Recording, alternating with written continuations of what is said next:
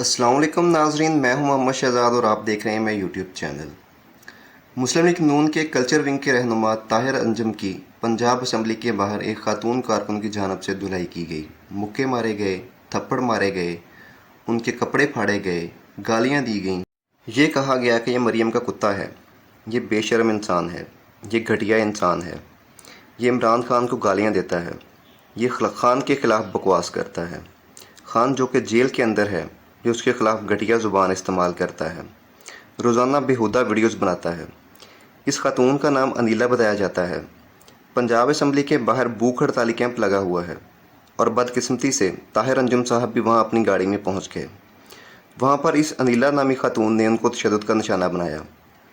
नाज़रीन, आपको बताता चलूँ कि मुस्लिम लीग नून के तमाम रहनुमा सारा दिन टॉक शोज़ और प्रेस कॉन्फ्रेंस में पीटीआई और इमरान खान को दहशतगर्द कह रहे हैं, पाबंदी लगाने की बातें की जा रही हैं। पुलिस पीटीआई वर्कर्स के घर में छापे मारती है, चादर चारदीवारी का तकद्दुस पामाल करती है, ख़वातीन को जेलों में डाला जाता है, तो फिर आम कारकुनों के अंदर भी नफ़रत का लेवल इसी हद तक जाएगा। ताहिर अंजुम को भी चाहिए कि वो एक आर्टिस्ट है, उसे अपनी वीडियोज़ में महज़ब ज़बान इस्तेमाल करनी चाहिए। और दूसरी तरफ जो खातून ने किया वो भी एक घटिया अमल है।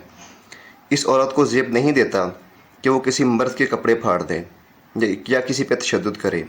आप में से बहुत से लोग कहेंगे कि औरत ने बिल्कुल ठीक किया, औरत ने ईंट का जवाब पत्थर से दिया, मगर ये बात याद रखें, महज़ब मुआशरे में ऐसा बिल्कुल नहीं होता।